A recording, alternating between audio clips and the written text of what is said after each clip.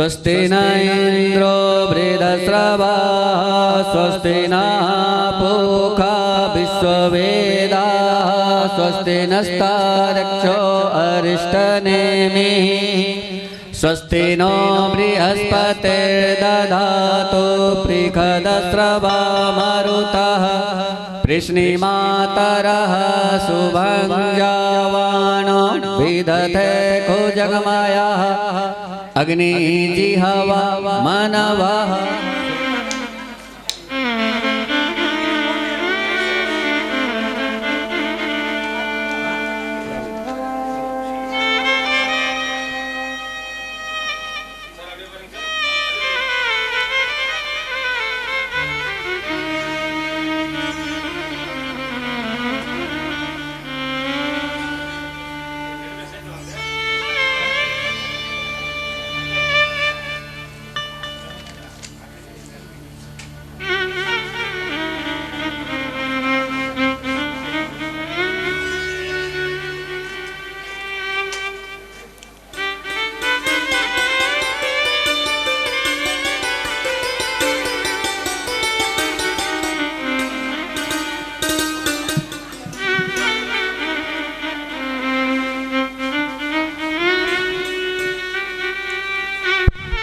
Hello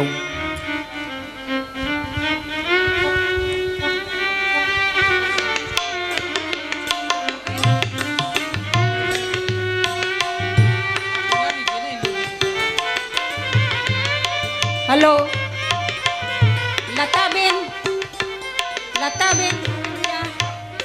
वीणाबेन Patel Kiranben Gamani Chetnaben Modi Chetnaben Modi Meenaben Rajani Harshaben Kansara Chetanbhai Adhiya Geetaben Desai बधा अहींया आवशे अहींया शास्त्रीजीनुं स्वागत करशे माळा પહેરાવવા માટે गोकुळमां आज दिवाली हेरे गोकुलमां आज दिवाली प्रगट थया बनमाली प्रगट थया बनमाली गोकुलमां आज दिवाली हो गोकुलमां आज दिवाली प्रगट थया बनमाली प्रगट थया बनमाली गोकुलमां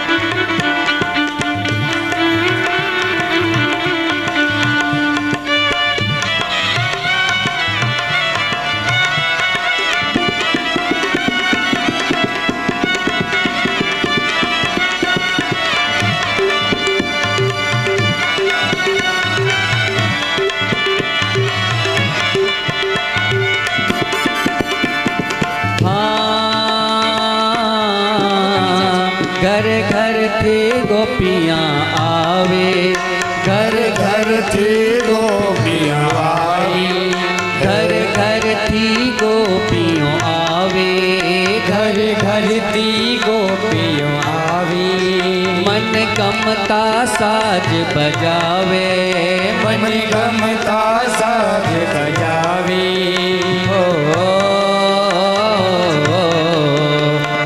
गमता साज बजावे मन गमता साज बजावे बलम जिन गीत गावा बलम जिन गीत गावा गोकुल माँ आज दिवाली गोकुल माँ आज दिवाली प्रगट थया बनमाली प्रगट थया बनमाली गोकुल माँ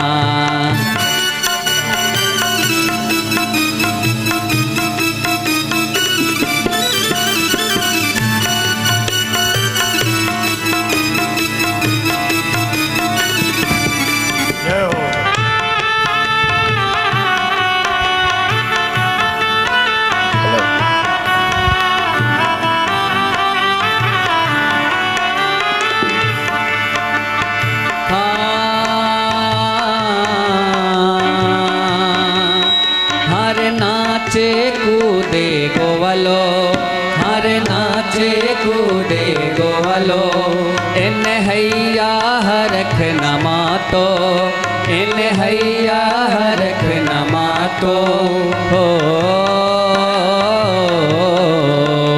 इन हैया हरख न मारे इन हैया हरख न मारे निरखवानंद लालो रे निरखवानंद लाला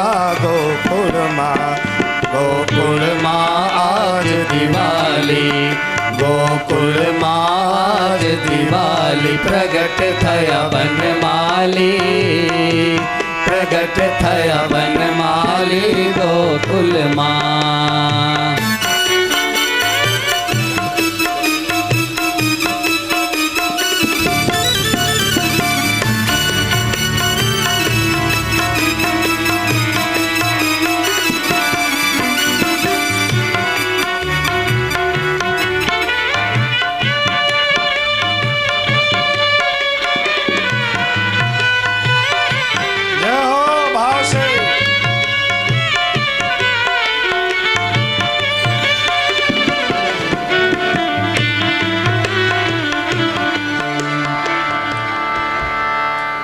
श्री गोवर्धन नाथ की जय श्री भागवत भगवान की जय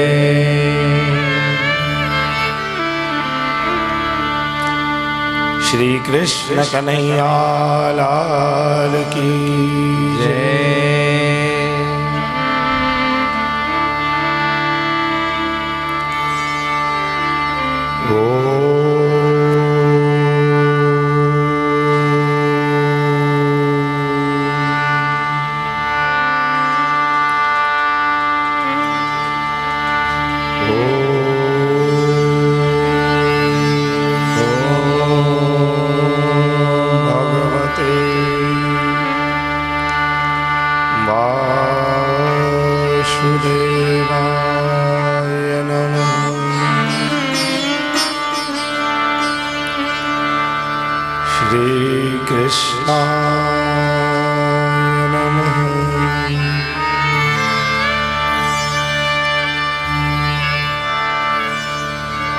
श्री गोपी जन वल्लभाय नमः। कल हम कथा प्रसंग में नंद महोत्सव का आनंद ले रहे थे। बहुत बढ़िया और विशिष्ट विषय है श्रीमद् भागवत का 10वां स्कंध, अधिकार, साधन, सर्ग, विसर्ग, स्थान, पोषण, ऊति, मनवंतर, ईशानु। उसके बाद हमारा प्रवेश होता है निरोध में। निरोध की व्याख्या भगवान पातंजलि योग सूत्र में और जगतगुरु श्रीमद् वल्लभाचार्य श्री महाप्रभु जी ने निरोध लक्षणम ग्रंथ में, षोडश ग्रंथ में एक ग्रंथ है, ग्रंथ का नाम है निरोध लक्षण। 10वां स्कंद का जो विषय है उसका नाम है निरोध। बहुत ध्यान से समझिएगा, 15-20 मिनट। ये 15-20 मिनट से आप पूरे 10वां स्कंद को हृदय तक पहुंचा सकेंगे। 10वां स्कंद है क्या? श्रीमद् भागवत के प्रथम, द्वितीय, तृतीय स्कंद में सुखदेव जी ने राजा परीक्षित को एक विशिष्ट बात कही। सुखदेव जी ने कहा कि 10मस्य पाठात, अगर आप पूरी भागवत की कथा न सुन सकें, पूरे भागवत का पाठ न कर सकें, तो केवल 10वां स्कंद कर लेने से संपूर्ण भागवत के फल की प्राप्ति हो जाती है। संपूर्ण भागवत का जो सार है वो 10वां स्कंद है। इसलिए कहा 10मस्य पाठात। तो 10म का जो विषय है वो क्या है? निरोध। निरोध मतलब क्या? निरोध का मतलब होता है किसी विषय वस्तु में निरुद्ध हो जाना, निरुद्ध हो जाना। पहले मैं पतंजलि से शुरुआत करूं। योगाचार्य भगवान पतंजलि ने मन, बुद्धि और चित्त की जो वृत्ति है उसको समेट करके परमात्मा में लगाना निरोध है। ये व्याख्या पतंजलि ने दी। चित्तस्य वृत्ति ही, चित्त की जो वृत्तियां हैं। अब चित्त की वृत्ति क्या है? देखो हमारे पास 5 ज्ञानेंद्रिय, 5 कर्मेंद्रिय, मन, बुद्धि, अंतःकरण, मतलब मन, बुद्धि, चित्त और अहंकार, इसे कहते हैं अंतःकरण चतुष्टयी। और इन सब के जो सोच है, इनकी जो वृत्ति हैं, इनके जो कर्म हैं, उन सभी कर्मों को परमात्मा से जोड़ना ही योग है, और उसी योग का नाम निरोध है। दसम स्कंद की जितनी भी लीला है, जितने भी कैरेक्टर हैं, जितने भी चरित्र हैं, उसका जो मूल उद्देश्य है वो क्या है? किसी भी प्रकार से भगवान से जीव को प्रेम हो जाए, बस।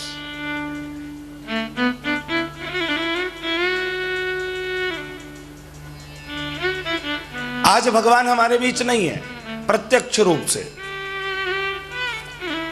जैसे गाड़ी में आप बस में बैठ गए और बैठने के बाद आप ये ना सोचते हो कि ड्राइवर मुझे कहां ले जा रहा है, मतलब ड्राइवर के भरोसे आप गाड़ी में बैठ चुके हैं और जहां पहुंचाना है वो ड्राइवर खुद आपको लेकर पहुंचा देगा। तो दो स्थिति है, एक अवतार काल, एक अनावतार काल।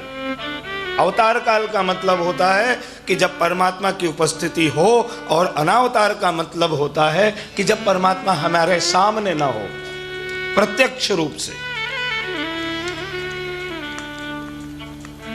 तो जब हम बस में बैठते हैं, ड्राइवर के भरोसे बैठ करके जाते हैं, यह है अवतार काल। और एक जब गाड़ी को हम खुद ड्राइव करके उस जगह पे पहुंचते हैं, दोनों में बहुत अंतर है, दोनों में अंतर है ना। उतना ही अंतर तब के कृष्णावतार में था, और उतना ही अंतर अब जब हम कथा सुन रहे हैं तब है। उस समय श्री कृष्ण थे। कृष्ण ने अपनी ऐसी ऐसी लीलाएं प्रकट की, ऐसे ऐसे चरित्र प्रकट किए कि जिससे जीव जो है, इंसान जो है, पशु पक्षी, सब कोई कृष्ण से प्रेम करने लग जाए। मतलब सब कृष्ण से जुड़ जाए, सब को निरोध की प्राप्ति हो जाए, निरुद्ध हो जाए, इसी का नाम निरोध है। और आज हमें कोशिश करनी होगी, हमें प्रयत्न करना होगा, क्योंकि अब ड्राइवर हम खुद हैं, गाड़ी को हम खुद ड्राइव कर रहे हैं। तो पूरी रिस्पॉन्सिबिलिटी जो है, पूरी जो जिम्मेदारी है, वो हमारे ऊपर है कि हमें वहां तक पहुंचना है। और यही अंतर है अवतार काल और अनावतार काल में। इसी को दसम स्कंद में समझाया है। इसलिए दसम स्कंद को कहते हैं निरोध लीला। यच्च दुःखं यशोदाया नंदादीनां च गोकुले गोपिकानां च यद्दुःखं तद्दुःखं स्यान् मम क्वचित्। ये श्लोक श्री महाप्रभु जी कह रहे हैं, सुखदेव जी नहीं। श्री वल्लभ आज्ञा कर रहे हैं कि जो दुख कृष्ण के जाने के बाद यशोदा जी को हुआ, जो दुख नंदराय जी को हुआ, जो पीड़ा ब्रजवासियों को हुई, अगर ऐसा ही दुख, ऐसा ही कृष्ण प्रेम जिस दिन हमारे हृदय में प्रकट हो जाए, उस दिन समझ लेना कि मुझे निरोध की प्राप्ति हो गई है। दसम स्कंद मेरे हृदय में उतर चुका है। यही निरोध है। इसलिए दसम स्कंद का नाम है निरोध लीला। क्यों दसम स्कंद का नाम है निरोध लीला? कि इस स्कंद में, इस कैरेक्टर में कृष्ण अपने ऐसे ऐसे चरित्र को प्रकट करेंगे कि न चाहते हुए भी आपको कृष्ण से प्रेम हो ही जाएगा। आप न चाहते हुए भी सिर्फ कान से सुन लोगे, फिर भी उसे प्रेम करने लग जाओगे। और ये पावर केवल कृष्ण में है। इसलिए गर्ग मुनि ने कहा कि यशोदा, इसका नाम तुम कृष्ण रखो, कर्षति इति कृष्ण, कि जो सबको अपनी ओर खींचे, उसका नाम है कृष्ण। आकर्षति इति कृष्ण, जो सबको अपनी ओर खींचे। तो निरोध आप समझ गए, अब ब्रह्म समझ लीजिए। श्रीमद् भागवत के 1 से लेकर के 3 स्कंद तक जो भी कथा आई, वो कथा ब्रह्म की थी। 4 से लेकर के 6 स्कंद तक जितनी भी कथा आई, वो कथा परमात्मा की थी। मतलब ब्रह्म परमात्मा बन चुका। और 7 से लेकर के 9 स्कंद तक जितनी भी कथा आई, वो कथा भगवान की थी। उसमें रामचंद्र जी तक आ गए। अब ले 10 से लेकर के 12 तक जो भी कथा आएगी, उसमें पहले ब्रह्म जो है परमात्मा बनकर के आपके बीच आता है, फिर वो भगवान बनकर के आपके बीच आता है, और अंत में खुद ब्रह्म कृष्ण बनकर के आपके बीच में आता है। इसलिए दसम स्कंद का जो विषय है वो है कृष्ण। ब्रह्म कृष्ण बनकर के आया है। आप पूछोगे कि राम के रूप में क्यों नहीं, नरसिंह के रूप में क्यों नहीं, वामन के रूप में क्यों नहीं, मत्स्य के रूप में क्यों नहीं? आप मुझे पूछोगे कि कच्छप के रूप में क्यों नहीं, धन्वंतरी के रूप में क्यों नहीं, नारद और व्यास के रूप में क्यों नहीं? ये 24 अवतार हैं सब। बुद्ध के रूप में क्यों नहीं? क्यों नहीं? ये सब परमात्मा और भगवान के रूप में आए हैं। लेकिन ब्रह्म जो है वो स्वयं आया है दसम स्कंद में। और कहां आया है? यशोदा जी के घर में। पर ब्रह्मावतरण केशव क्लेश नाशना। ब्रह्म अभी तक कभी भी, इसके पहले कभी आया ही नहीं था। आया था परमात्मा के रूप में, भगवान के रूप में, लेकिन ब्रह्म इस बार आया है स्वयं ब्रह्म के रूप में और कृष्ण बनकर के आया है। समझने में थोड़ा आपको समय लगेगा, भले मैं बोल रहा हूं, पर आपसे, आपके समझ से ऊपर है, मैं समझता हूं। मुझे भी समझने में बहुत वक्त लगा था। लेकिन ऐसे ही अगर आप सुनते रहें, मनन करते रहें, तो 5-10 साल में जरूर समझ जाओगे। समय लगता है, समय लगता है, बहुत समय लगता है, बहुत समय लगता है, क्योंकि ये गहन विषय है। जैसे संगीत के कुछ राग हैं। अब ले हम राग जोग। अब जोग में किसी को दे दूं, 25 साल के लड़के को, 35 साल के लड़के को, वो नहीं गा सकता है। राग जोग को गाने के लिए कम से कम 50 से ऊपर चाहिए, क्योंकि उन सुरों तक हमारी जो पहुंच है, हमारी जो श्वास नली है, वहां तक हमारी पहुंच नहीं हो पाती है। उसी प्रकार से कुछ विषय ऐसे हैं जो बहुत अध्ययन करने के बाद, बहुत चिंतन करने के बाद, बहुत मनन करने के बाद सिर्फ और सिर्फ भगवत कृपा प्रसाद से ही वहां तक हम पहुंच सकते हैं। तो एक तो इसका कारण ये है, અને એક કારણ બધાને ખબર છે, તમને બધાને મંગલાચરણ કોને કોને મોઢે છે? किसको किसको याद है? चिंता संतान हंतारो, सबको। उसमें एक श्लोक है, मेरे साथ गुनगुनाइए। चिंता संतान हंतारो यत्पादाम्बुजरेण्वः श्रियानान्तान् निजाचार्यान् प्रणमामि मुहुर्मुहुः यदनुग्रहतो जन्तु सर्वदुःखातिको भवेत्।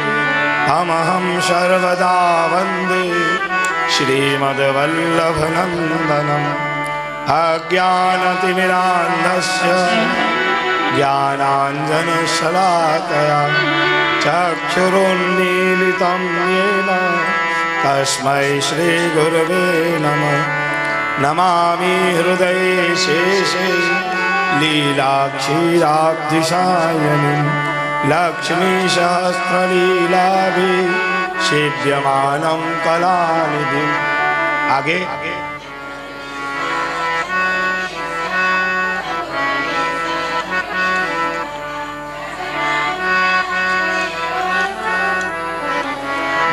जय हो मारा वाला, जय हो। अब क्या बोले? चतुर्भिश्च। फिर क्या बोले? फिर क्या बोले? कितनी बार चतुर्भिश्च आया? फिर क्या आया? फिर क्या आया? बराबर बराबर, षड्वीर। कितने वाक्य कितने हुए? बोलो बोलो, 5। 3 बार चतुर्भिश्च, 1 बार त्रिभी और 1 बार पंचभी, तो वाक्य कितने हुए? 5। महाप्रभु जी क्या कह रहे हैं? हृदय हृदय मम, ये 5 मेरे हृदय में है। कौन से 5 आपके हृदय में है? कभी इस पे विचार किया? किसी को पूछा? सुबोधनी भागवत तो बहुत बार सुन चुके। हाँ, मैंने हमेशा बताया है, मुझे याद है। इसी भवन में मैं आज 3री बार बता रहा हूं। चतुर्भिश्च चतुर्भिश्च चतुर्भिश्च त्रिभिस्तथा षड्भिर्विराजते यौषौ पंचधा। इसको अगर आपने समझ लिया तो 10वां स्कंद आपके लिए सरल है। इसमें 3 चतुर्भिश्च हैं, 1 त्रिभिस्तथा है और 1 षड्भिर है। देखो, 1 चतुर्भिश्च है जन्म प्रकरण,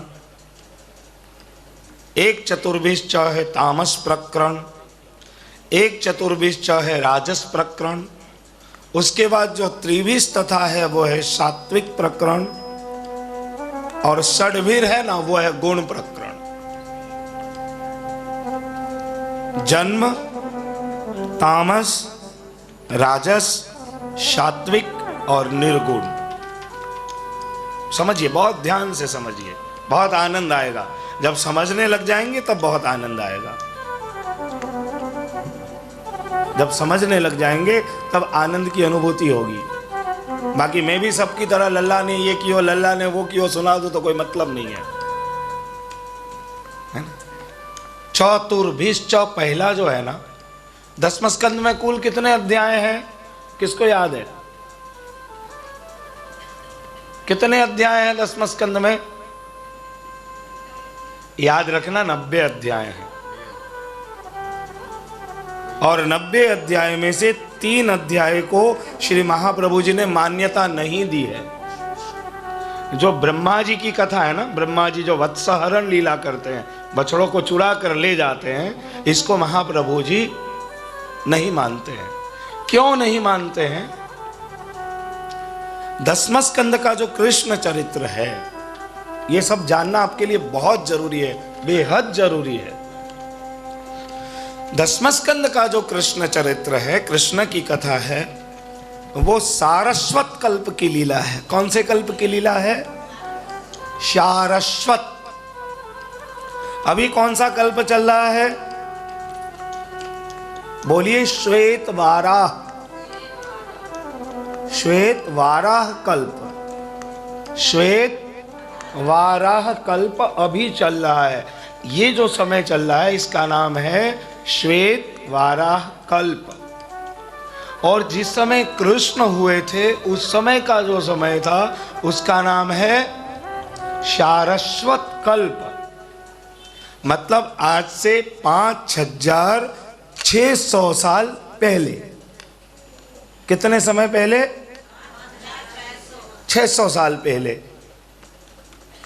अब 5600 साल पहले जब कृष्ण ब्रज में आया और कृष्ण ने ब्रज से लेकर के द्वारिका तक की जो लीला की, उस लीला का नाम है सारस्वत कल्प की लीला, है ना।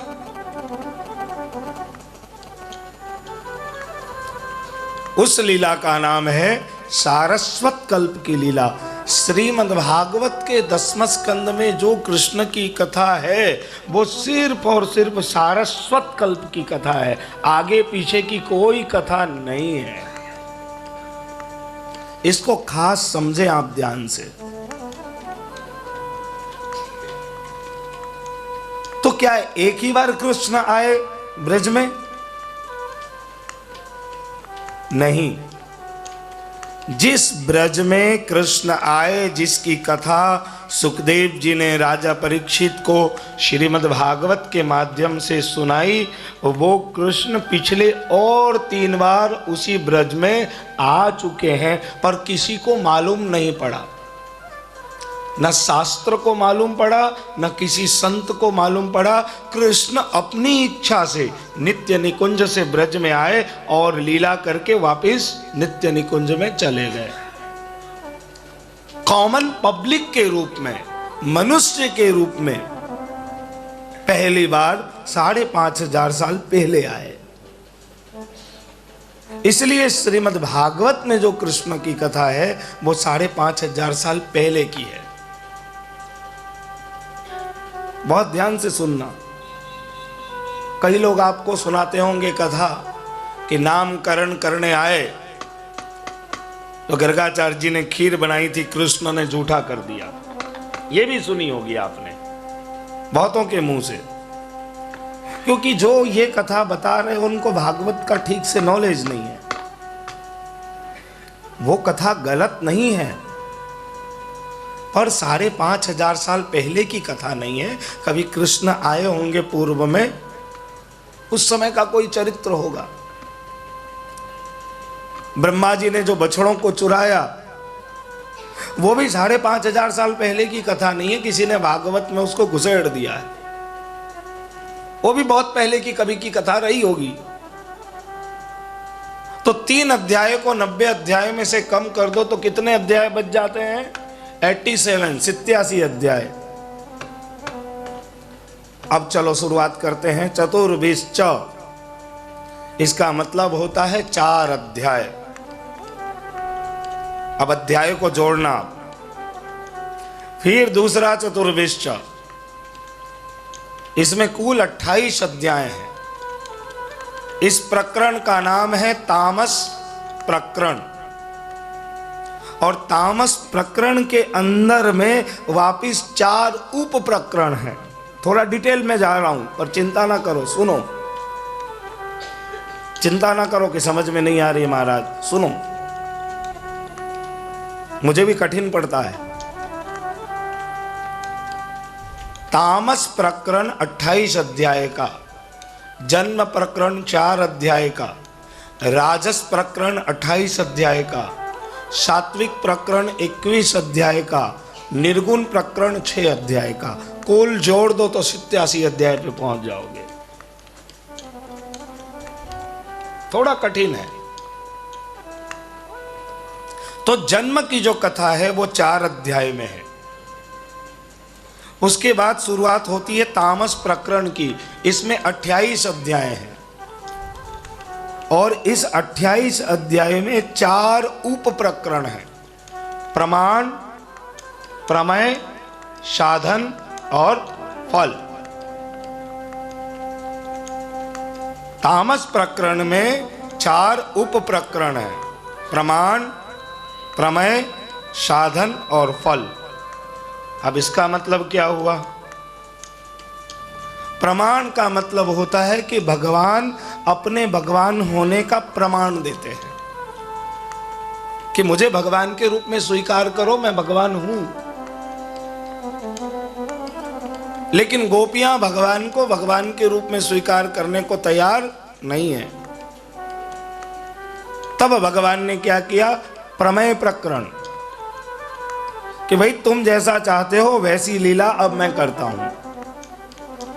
वो है प्रमेय प्रकरण। तो इस प्रकार से कुल जब हम विचार करेंगे तो 87 अध्याय का योग प्राप्त होता है। कल हमारी कथा शुरू हुई थी नंदालय में, कारागार में भगवान का जन्म हुआ। जन्म के बाद देवकी और वसुदेव ने दोनों ने भगवान की स्तुति की। भगवान चतुर्भुज स्वरूप से प्रकट हुए थे। जिस समय भगवान कारागार में चतुर्भुज स्वरूप से प्रकट हुए, ठीक 12 बजे रोहिणी नक्षत्र दिन बुधवार मध्य रात्रि के समय जेल में भगवान देवकी के गर्भ से मध्य रात्रि को जब प्रकट हुए, ठीक उसी समय यशोदा जी के गर्भ से कन्या के साथ एक बालक का जन्म श्रीमद् गोकुल में हुआ। मैंने आपको कल बताया था कि विष्णु के अंश से मथुरा में प्रकट हुए हैं और ब्रह्म स्वयं आया है श्रीमद् गोकुल में। भगवान का जन्म हुआ। वसुदेव जी ने कृष्ण को एक टोपली में रख करके यमुना जी में प्रवेश किया और यमुना जी में प्रवेश करने के बाद कृष्ण को लेकर श्रीमद् गोकुल में आए। श्रीमद् गोकुल में यशोदा जी के पास कृष्ण को सुला दिया। जो कन्या थी उस कन्या को लिया और लेकर मथुरा में आ गए। मथुरा में आने के बाद कंस को जानकारी हुई। कंस आया, उस कन्या को लेकर जैसे ही मारने गया, कन्या आकाश में उड़ गई और आकाशवाणी करके कंस को सावधान किया। इधर कंस को सावधान किया और इधर सुबह होते होते नंद बाबा के यहाँ बधाई की शुरुआत हुई। सभी ब्रजभक्त नंद बाबा को बधाई देने के लिए आए। बधाई का कार्यक्रम प्रारंभ हुआ। सुखदेव जी वर्णन करते हैं कि नंदस्वात्मज उत्पन्ने जाता ह्लादो महामना आहुयान विप्राण वेदज्ञान स्नातः शुचिरलंकृतम्।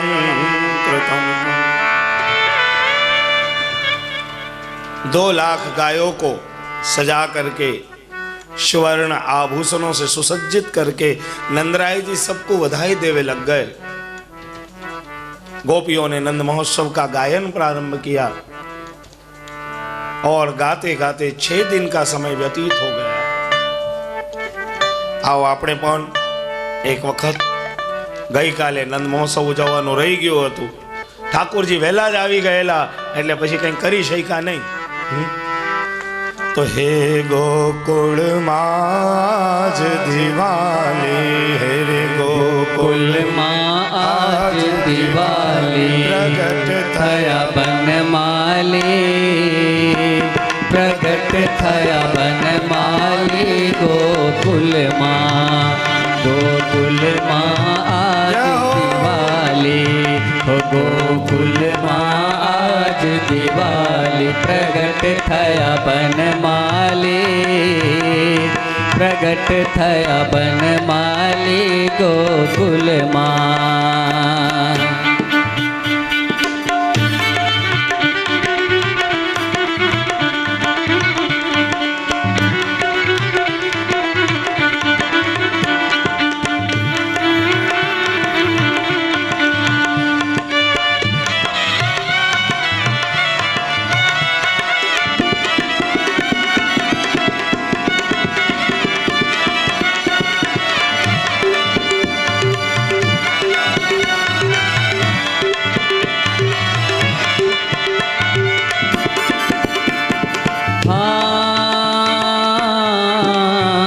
घर घर थी गोपियाँ आवे, घर घर थी गोपियाँ आवे, घर घर थी गोपियों आवे, घर घर थी गोपियों आवे।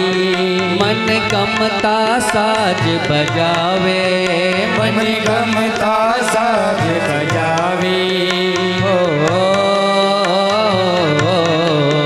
मन गमता साज बजावे, मन गमता साज बजावे। बलम जिन गीत गावा, बलम जिन गीत गावा। गोकुल माँ, गोकुल माँ आज दिवाली, गोकुल माँ आज दिवाली। प्रगट थया बनमाली, प्रगट थया बनमाली गोकुल मां।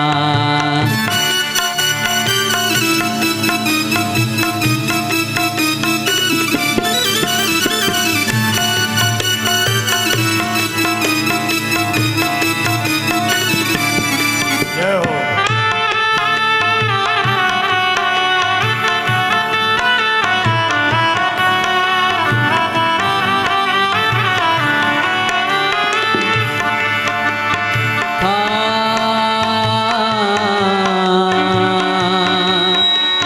नाचे कूदे गोवालो, हर नाचे कूदे गोवालो। इन हैया हरख नमातो, इन हैया हरख नमातो। हो इन हैया हरख नमाए, इन हैया हरख नमाए। निरखवानंद लालो रे, निरखवानंद लाला गोकुल माँ, गोकुल माँ आज दिवाली, गोकुल माँ आज दिवाली। प्रगट थया बनमाली, प्रगट थया बनमाली गोकुल माँ।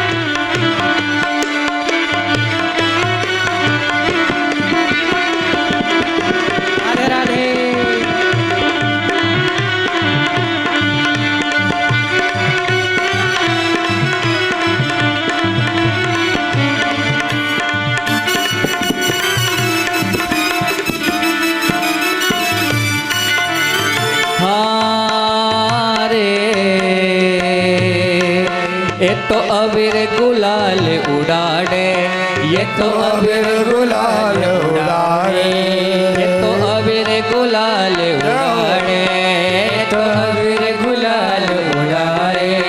मारग मामा ही छटावे, मारग मामा ही छड़कावे। हो मारग मामा ही छटावे, मारग मामा छटकावे। गोरस रस रे लाए वो, गोरस रस रे वो गोकुल माँ, गोकुल माँ आज दिवाली, गोकुलમાં આજ દિવાળી પ્રગટ થયા વનમાલી પ્રગટ થયા વનમાલી ગોકુલમાં આજ દિવાળી ગોકુલમાં આજ દિવાળી પ્રગટ થયા વનમાલી પ્રગટ થયા વનમાલી ગોકુલમાં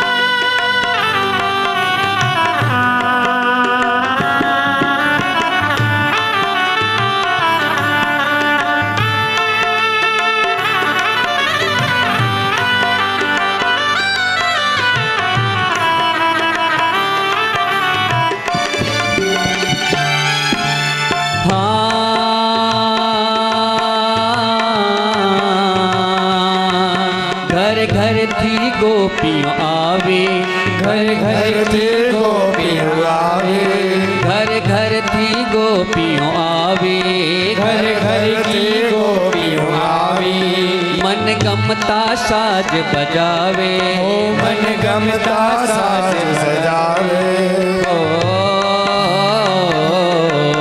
मन गमता साज बजावे हो मन गमता साज बजावे बलम जिनो गीत गावा बलम जिनो गीत गावा गोकुल माँ आज दिवाली गोकुल माँ आज दिवाली प्रगट थया बनमाली प्रगट थया बनमाली गोकुल माँ जय हो।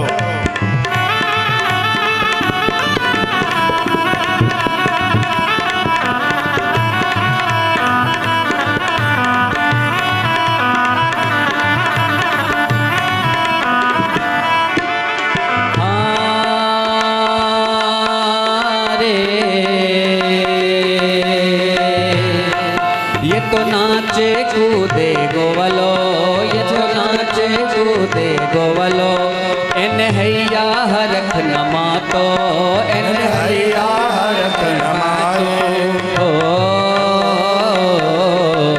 हैया हरख नमाए इन हैया हरख नमाए निरखवा नंद लालो रे निरखवा नंद लाला गोकुल माँ आज दिवाली गोकुल माँ आज दिवाली प्रगट थया बनमाली प्रगट थया बनमाली गोकुल माँ आज दिवाली गोकुल माँ आज दिवाली प्रगट थया बनमाली प्रगट थया बनमाली गोकुल माँ બોલીએ શ્રી કૃષ્ણ એટલે પછી કઈ કરી શક્યા નહીં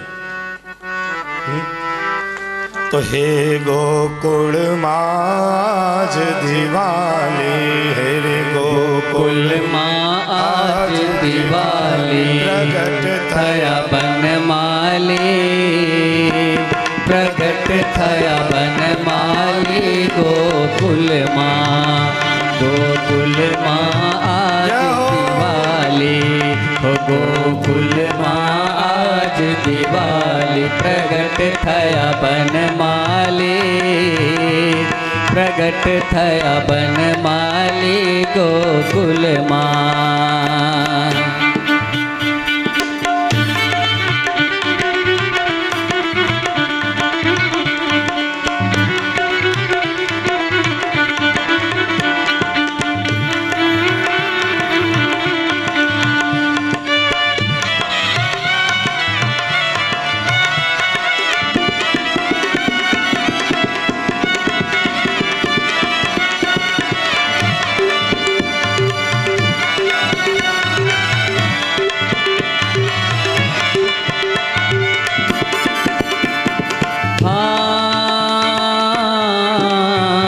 घर घर थी गोपियाँ आवे घर घर थी गोपियाँ आई घर घर थी गोपियों आवे घर घर थी गोपियों आवे मन गमता साज बजावे, मन गमता साज बजावे,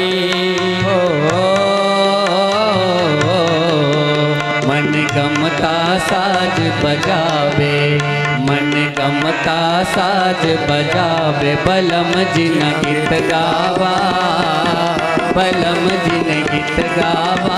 गोकुल माँ, गोकुल माँ आज दिवाली, गोकुल माँ आज दिवाली। प्रगट थया बनमाली, प्रगट थया बनमाली गोकुल माँ।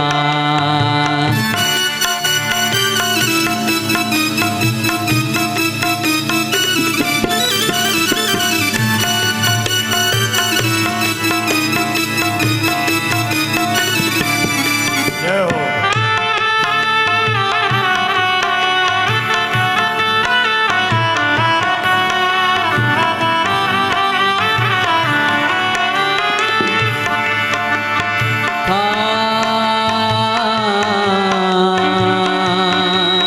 हर नाचे कूदे गोवलो, हर नाचे कूदे गोवलो। इन हैया हरख नमातो, इन हैया हरख नमातो। हो इन हैया हरख नमाए, इन हैया हरख नमाए। निरखवानंद लालो रे, निरखवानंद लाला गोकुल माँ, गोकुल माँ आज दिवाली, गोकुल माँ आज दिवाली। प्रगट थया बनमाली, प्रगट थया बनमाली गोकुल माँ।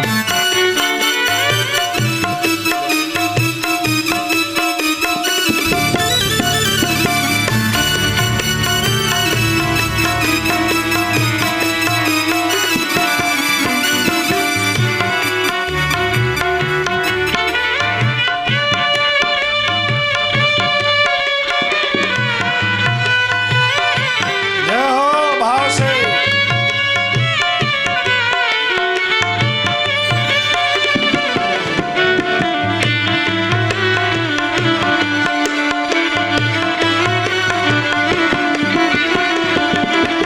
राधे राधे।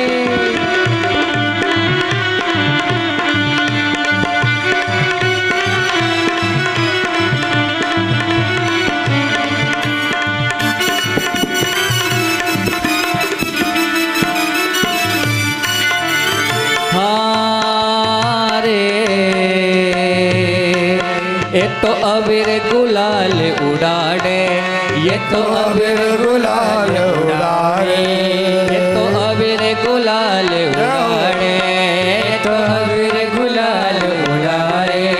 मारग मामा ही छटावे, मार्ग मामा झड़कावे, हो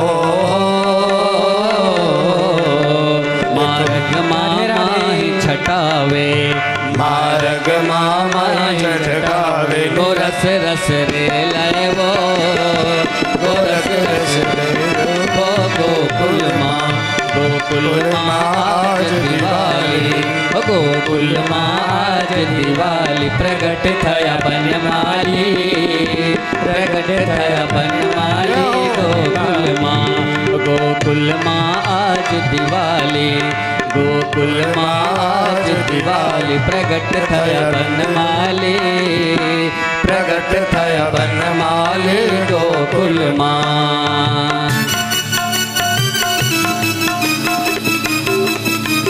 जय हो।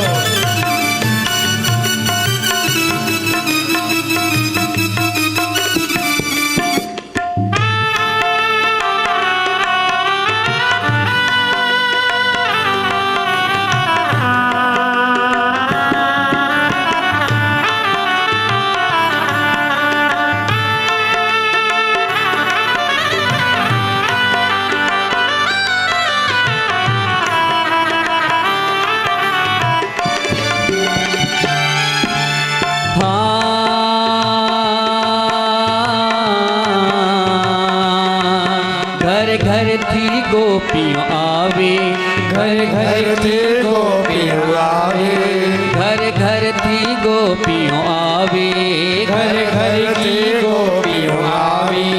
मन गमता साज बजावे, मन गमता साज सजावे, मन गमता साज बजावे, हो मन गमता साज बजावे। बलम जिनो गीत गावा, बलम जिनो गीत गावा। गोकुल माँ आज दिवाली, गोकुल माँ आज दिवाली। प्रगट थया बनमाली, प्रगट थया बनमाली गोकुल माँ। जय हो।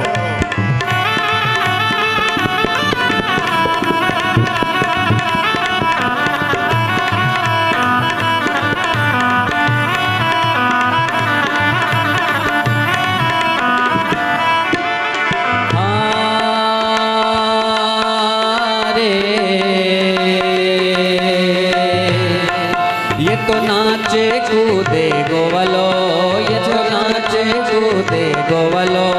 इन हैया हरख नमातो, इन हैया हरख नमातो, हैया हरख नमाए, इन हैया हरख नमाए। निरखवा नंद लालो रे, निरखवा नंद लालो गोकुल माँ, गोकुल माँ आज दिवाली, गोकुल माँ आज दिवाली। प्रगट थया बनमाली, प्रगट थया बनमाली गोकुल माँ, गोकुल माँ आज दिवाली, गोकुल माँ आज दिवाली। प्रगट थया बनमाली, प्रगट थया बनमाली गोकुल माँ। बोलिए श्री कृष्ण। तो मैंने कल 4 कृष्ण की बात आपको कही थी। एक कृष्ण का जन्म जब वसुदेव जी कंस को समझा रहे थे, उस समय वसुदेव जी के हृदय में सर्वप्रथम भगवान का प्रागट्य हुआ है। प्रथम प्रागट्य वसुदेव जी के हृदय में हुआ है।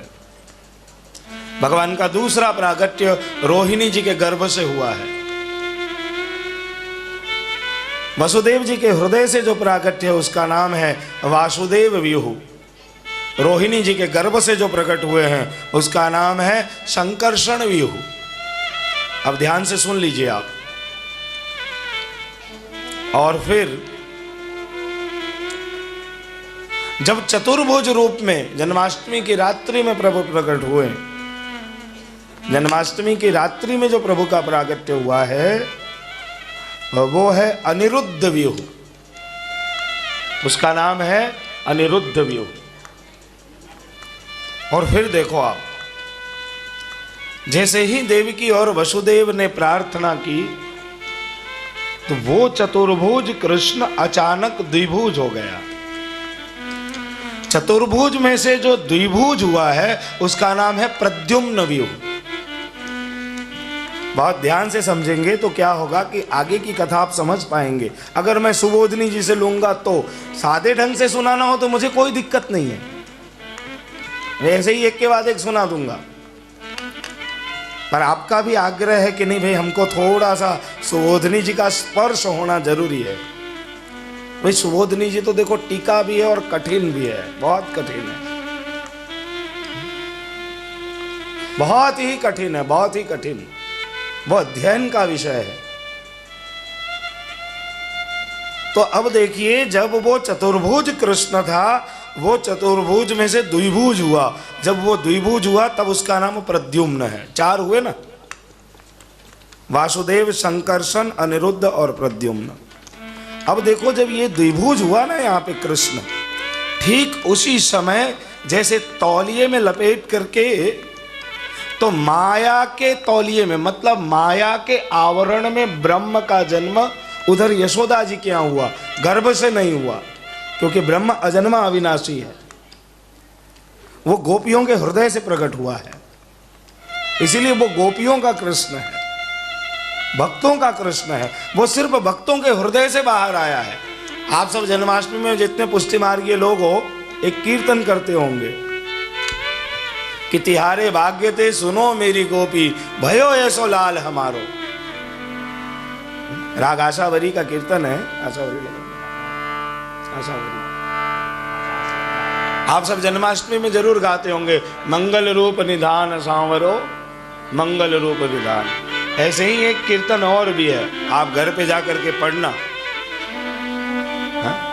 यशोदा जी ने गोपियों को क्या कहा है? तुम्हारे भाग्य सुनो मेरी गोपी भयो ये सोलाल हमारे हो। तुम्हारे भाग्य सुनो मेरी गोपी भयो ये सोलाल हमारे हो। अब चिरंजीवो भाग्य सबन के। क्या कहा यशोदा जी ने? तुम्हारे भाग्य सुनो मेरी गोपी।